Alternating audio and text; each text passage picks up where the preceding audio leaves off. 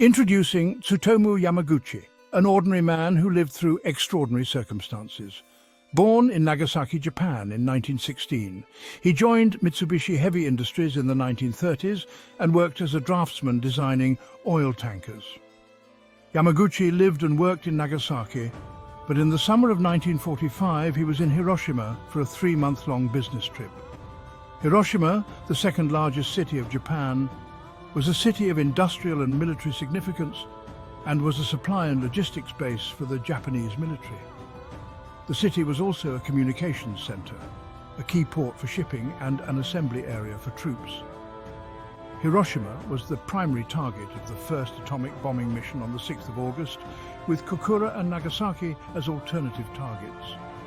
Little did Yamaguchi know that his life would become intertwined with one of the most defining moments of the 20th century. On the 6th of August, Yamaguchi was preparing to leave the city with 2 colleagues and was on his way to the train station when he realized he had forgotten his hanko, a type of identification stamp common in Japan, and returned to his workplace to get it.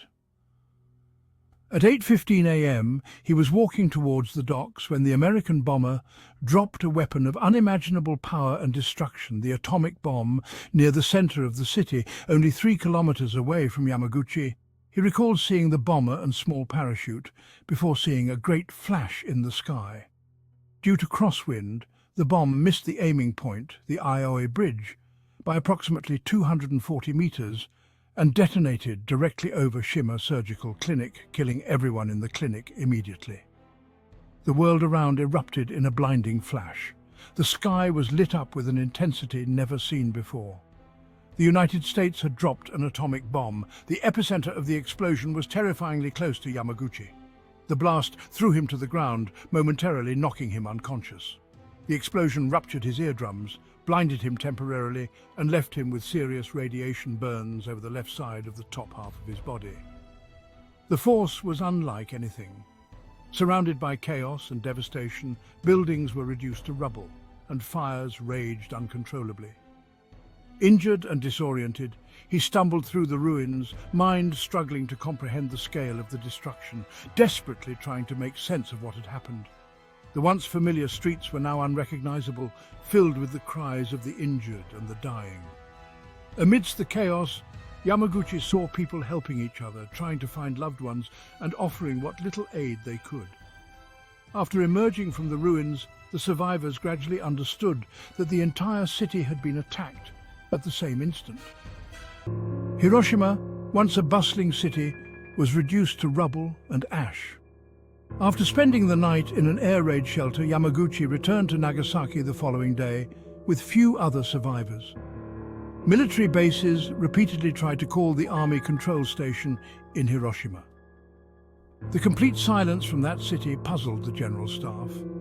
The General Staff knew that no large enemy raid had occurred and that no sizable store of explosives was in Hiroshima at that time.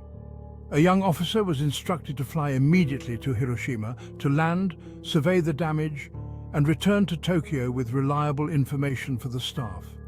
It was felt that nothing serious had taken place and that the explosion was just a rumor. The staff officer went to the airport and took off for the southwest. After flying for about 3 hours, he and his pilot saw a great cloud of smoke from the firestorm created by the bomb. Tokyo learned that the city had been destroyed by a new type of bomb after President Truman's announcement of the strike. After the Hiroshima bombing, President Truman issued a statement announcing the use of the new weapon. He stated that the United States and its allies had spent $2 billion on the greatest scientific gamble in history and won. Truman then warned Japan, "If they do not accept our terms, they may expect a rain of ruin from the air, the like of which has never been seen on this earth. Behind this air attack will follow sea and land forces in such numbers and power as they have not yet seen." Since there was no indication of Japan surrendering, they decided to proceed with dropping another bomb. Back in Nagasaki, Yamaguchi received treatment for his wounds. Nagasaki, one of the largest seaports in southern Japan and was of great wartime importance because of its wide-ranging industrial activity, including the production of ordnance, ships, military equipment, and other war materials. On the day of the bombing, an estimated 263,000 people were in Nagasaki. At 11 a.m. on the 9th of August 1945, just 3 days after Hiroshima bombings, Yamaguchi was recounting the blast in Hiroshima to his people. They listened to him in stunned silence, their faces pale with fear and disbelief. At this moment, an American bomber dropped another atomic bomb over the city of Nagasaki. The explosion was deafening, shockwaves shattered windows and sent debris flying through the air. The once bustling city of Nagasaki was now engulfed in flames and smoke, a scene of utter devastation. Yamaguchi was again 3 kilometers from ground zero, but this time, unlike his experience in Hiroshima, he was unhurt by this explosion. Buildings crumbled, fires raged, and the streets were filled with the cries of the wounded and dying. The two bombings killed between 150,000 and 246,000 people during World War II, most of whom were civilians, and this event remained the only time nuclear weapons were put to use in an armed conflict. Although the bomb was more powerful than the one used on Hiroshima, its effects were confined by hillsides. Had the bomb been dropped more precisely at the intended aiming point, which was downtown Nagasaki at the heart of the historic district, the destruction to medical and administrative infrastructure would have been even greater. As in Hiroshima, the bombing badly dislocated the city's medical facilities. There were plans for further attacks on Japan following Hiroshima and Nagasaki. On the 12th of August, the emperor informed the imperial family of his decision to surrender. On the 31st of August, the New York Times published an abbreviated version. Nearly all references to uranium poisoning were omitted. An editor's note was added to say that, according to American scientists, the atomic bomb will not have any lingering after effects. The New York Times then apparently reversed course and ran a front-page story confirming the existence of a terrifying affliction in Hiroshima, where many had symptoms such as hair loss and vomiting blood before dying. The role of the bombings in Japan's surrender and the military controversies surrounding the United States' justification have been the subject of debate. On one hand, it has been argued that the bombings caused the Japanese surrender, thereby preventing casualties that an invasion of Japan would have involved. However, critics of the bombings have asserted that atomic weapons are fundamentally immoral, that the bombings were war crimes, and that they constituted state terrorism. The Japanese may have surrendered without the bombings, but only an unconditional surrender would satisfy the Allies. In the early 1950s, Yamaguchi later returned to work for Mitsubishi designing oil tankers. As he grew older, his opinions about the use of atomic weapons began to change. In his 80s, he wrote a book about his experiences.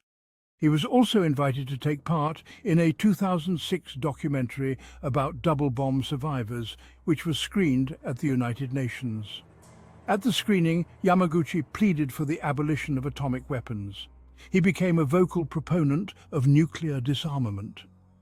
He told an interviewer, "The reason that I hate the atomic bomb is because of what it does to the dignity of human beings." He said, "I can't understand why the world cannot understand the agony of the nuclear bombs. How can they keep developing these weapons?" On the 22nd of December 2009, film director James Cameron met Yamaguchi while he was in a hospital in Nagasaki and discussed the idea of making a film about nuclear weapons. Yamaguchi had 3 children, all of whom experienced serious health problems throughout their lives. Yamaguchi lost hearing in his left ear as a result of the Hiroshima explosion. His daughter recalls that he was constantly wrapped in bandages until she was 12. According to supporters, the atomic bombings were necessary to bring an end to the war with minimal casualties and ultimately prevented a greater loss of life. According to critics, the bombings were unnecessary for the war's end and were a war crime, raising moral and ethical implications. Tsutomu Yamaguchi died on the 4th of January 2010 in Nagasaki at the age of 93. The Japanese government recognized Yamaguchi as a survivor of both bombings.